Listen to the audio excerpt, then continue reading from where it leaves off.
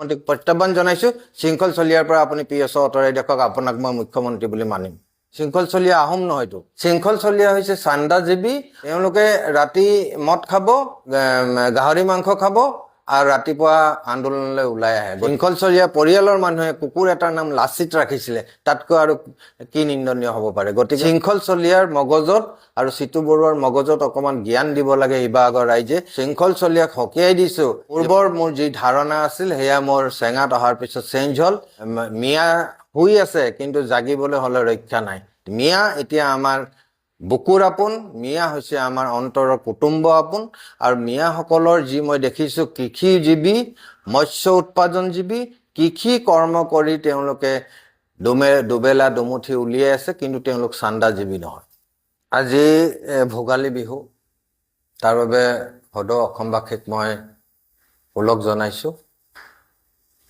এতিয়া কথা হ'ল এই উজনি অসমত যিটো ট্ৰেণ্ড এতিয়া চলি আছে মিয়া খেদা এয়া হৈছে মুখ্যমন্ত্ৰীৰ আশীৰ্বাদ পুষ্ট শৃংখল চলিয়া আৰু চিতু বৰুৱাৰ মন্তব্য মই সদায় কৈ আহিছো যে 1971 চনৰ 25 মাৰ্চত আগত অহা মানুহখিনি ভাৰতীয় অসমীয়া আৰু তেওঁলোক মিয়া নহয় তেওঁলোক ভাৰতীয় আমাৰ ভূপেন দাই কৈ গৈছিলে যে তেওঁলোক ন অসমীয়া আমি ন অসমীয়া হিচাপে তেখেতসকলক মানি আহিছো আৰু মই চেঙাত অহাৰ পিছত বিশেষকৈ বৰপেটা ডিষ্ট্ৰিক্ট চেঙা গোৱালপাৰা ধুবুৰীত ঘূৰাৰ পিছত মোৰ মনটো চেঞ্জ হৈছে যে এই মানুহখিনি কষ্ট কৰি খোৱা মানুহ উৎপাদন কৰি খোৱা মানুহ কৃষিজীৱী মৎস্যজীৱী কিন্তু শৃংখল চলিয়াহঁতে এনেকুৱা বদমাছ সেইটো চান্দাজীৱীতো এখেতসকল হৈছে কৃষিজীৱী যিসকল ন অসমীয়া যিসকলক সদ্যহতে মিয়া বুলি কোৱা হয় তেখেতসকল হৈছে কৃষিজীৱী মৎস্যজীৱী কিন্তু শৃংখল চলিয়া হৈছে চান্দাজীৱী আৰু চিতু বৰুৱা হৈছে চান্দাজীৱী ইতিমধ্যে তেওঁলোকৰ ফোন টেপিংবোৰ ভাইৰেল হৈছে ৰাইজে গম পাইছে তেওঁলোকৰ আন্দোলনৰ ওপৰত একো নাই তেওঁলোকৰ আন্দোলনৰ হত্যাটোৱে নাই তেওঁলোকে ৰাতি মদ খাব গাহৰি মাংস খাব আৰু ৰাতিপুৱা আন্দোলনলৈ ওলাই আহে গতিকে চিতু বৰুৱাক আৰু মই শৃংখল চলিয়াক হকিয়াই দিছো যে তহতি মিয়া মানুহসকলে য'ত জীৱিকা নিৰ্বাহ কৰি আছে য'ত জীৱন নিৰ্বাহ ব্যৱসায় বাণিজ্য কৰি আছে তেখেতসকলক তাতে থাকিবলৈ দিয়ে কাৰণ তেখেতসকল হৈছে সম্পূৰ্ণ ভাৰতীয় সম্পূৰ্ণ অসমীয়া আৰু ন অসমীয়া যদি নাজিৰাত আছে যদি ডিব্ৰুগড়ত আছে যদি শিৱসাগৰত আছে তেওঁলোকৰ ভোটটোতো য'ত বাসস্থান তাতে আছে ধুবুৰীত আছে হয়তো বৰপেটাত আছে হয়তো চেঙাত আছে হয়তো মুকালমুৱাত আছে কিন্তু তেওঁলোকে জীৱিকাৰ কাৰণে গৈছে তেওঁলোকে হাৰাশাস্তি কৰিবলৈ যোৱা নাই কালি যে উৰুকাত মাছ খালে গোটেই গুৱাহাটী ভাগে যে মাছ খালে উজান বজাৰে কক ভেটাপাৰাই কক বেলতলাই কক গণেশগুৰিয়ে কক উলুবাৰীয়ে কক য'ত মাছ খালে যে শীতল মাছবোৰ যে জপিয়াই আনিলে সেয়া কোনে আনিছে সেয়া হৈছে মিয়া অসমীয়া মানুহে আনিছে তেওঁলোকে কোনবা আব্দুল আলী কোনবা ৰেজেক আলী কোনবা ইনাম আলী কোনবা সাজুদ্দিন আলী কোনবা গিয়াসুদ্দিন আলী এই সকলৰ মাছ যে দল সংগঠনৰ লৰাই নি পিনে উৰুকাৰ ভোজ খালে সেইটো মন কৰিছে নাই আজিৰ যুগত যদি এই কৃষিজীৱী মানুহখিনি অসমত নাথাকে তেতিয়াহ'লে ক'ত থাকিব মিয়া বুলি ক'লেই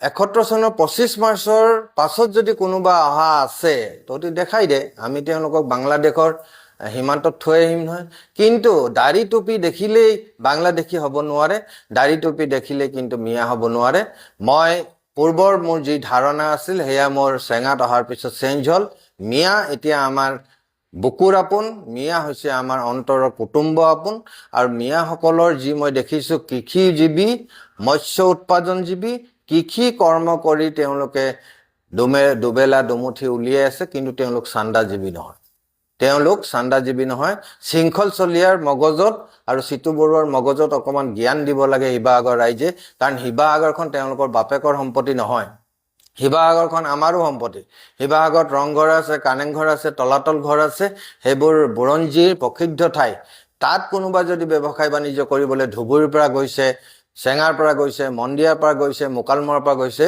তেওঁলোকক তাত থাকিব দিব লাগে তেওঁলোক তাৰ ভোটাৰ নহয় তেওঁলোকে তাত মাটিবাৰী কিনা নাই য'ৰ স্থানত ভোট আছে তাত তেওঁলোকে ভোট দিবলৈ গুচি আহে মই এই কাৰণে কৈছো চিতু বৰুৱাহঁত একচুৱেলি আহোম নহয়তো চিতু বৰুৱা হেৰি কথা কৈছো মই শৃংখল চলিয়া আহোম নহয়তো চলিহাই বংশই আহোম ৰজাক গাদ্দাৰী কৰাৰ কাৰণে আহোম ৰজাই এখন ছাল দিছিলে সেই সময়তে, তহঁতি ইয়াতে থাক। সেই ছালত তলত থকাৰ কাৰণে সেইখিনিক চলিহা বুলি কয়। শৃংখল চলিহাৰ কি কয় ককায়ে লাচিত, কুকুৰ এটাৰ নাম লাচিত দিছিলে। শৃংখল চলিহা পৰিয়ালৰ মানুহে কুকুৰ এটাৰ নাম লাচিত ৰাখিছিলে। তাতকৈ আৰু কি নিন্দনীয় হ'ব পাৰে? গতিকে মই তেওঁলোকক সকীয়াই দিছোঁ, য'ত মিয়া মানুহ থাকে তেওঁলোকক সুন্দৰভাৱে থাকিবলৈ দিয়ক। মিয়াৰ নামত যাতে ৰাজনীতি নকৰে, মিয়াসকলক যাতে অযথা হাৰাশাস্তি নকৰে, তাৰ বাবে মই চিতু বৰুৱা আৰু শৃংখল চলিহাক সকীয়াই দিছোঁ। নহ'লে অসমত কিন্তু বহুত ডাঙৰ ঘটনা ঘটিবলৈ গৈ আছে। মিয়া শুই আছে, কিন্তু জাগিবলৈ হ'লে ৰক্ষা নাই। তেওঁলোকে আৰু কিমান দিন ধৈৰ্য ধৰিব?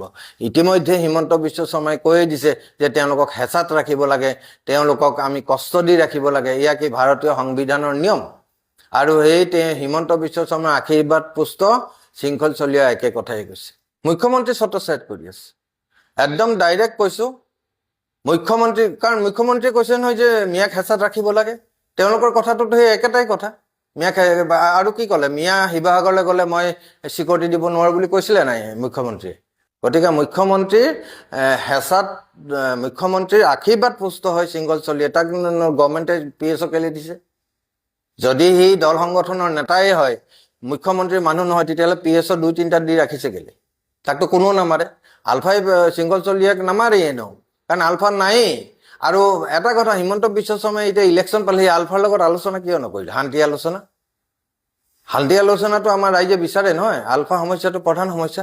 গতিকে এই মুখ্যমন্ত্ৰীৰ আশীৰ্বাদ পুষ্ট হৈ শৃংখল চলিহাই এতিয়া আজি দপদপাই আছে আৰু হেৰি আছে। মই যদি মুখ্যমন্ত্ৰীৰ কথা কৈছোঁ, মোক যদি এৰেষ্টো কৰে, মই ৰাইজৰ দলৰ সাংগঠনিক সম্পাদক হিচাপে মুখ্যমন্ত্ৰীক প্ৰত্যাহ্বান জনাইছোঁ, শৃংখল চলিহাৰ পৰা আপুনি PSO আঁতৰাই দেখক, আপোনাক মই মুখ্যমন্ত্ৰী বুলি মানিম। অসমৰ পৰা মিয়া খেদোৱাটো কোনো ডাঙৰ কথা নহয়।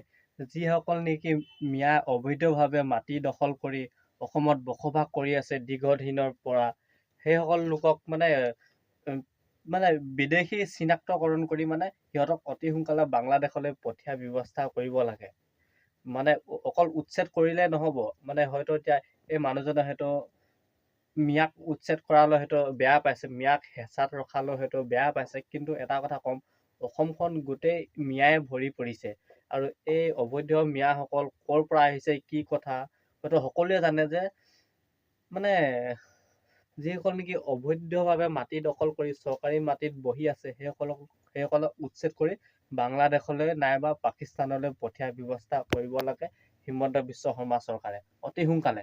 আৰু এইজন হৈছে ৰাইজৰ দলৰ কোনোবা নেতা, পালি নেতা, আৰু এইজনে শৃংখল চলিহা আৰু চিতু বৰুৱা বিষয়ত এনেধৰণৰ মন্তব্য প্ৰকাশ কৰিছে। আপোনালোকে হয়তো প্ৰথমতে দেখা পালে আপোনালোকে, কিন্তু মই এটা কথা ক'ম, মিয়াক অসমত খেদাটো কোনো ডাঙৰ কথা নহয়। সিহঁতক খেদিবই লাগে, যিহেতু অবৈধভাৱে চৰকাৰী মাটি দখল কৰি সিহঁতে বসবাস কৰি আছে। তো সেইসকল লোককতো উচ্ছেদ নকৰি কাক উচ্ছেদ কৰিব? তো তেনেকুৱা ধৰণৰ কথা। কিন্তু এটা কথা ঠিক যে মিয়া উচ্ছেদ কৰাক লৈ যাতে হিন্দু মুছলিম নহয়, যিসকল নেকি খিলঞ্জীয়া মুছলমান, সেইসকলৰ লগত যাতে কোনো অশান্তিকৰ সৃষ্টি নহয়, তাৰ প্ৰতি লক্ষ্য ৰাখিব লাগিব আৰু চৰকাৰে।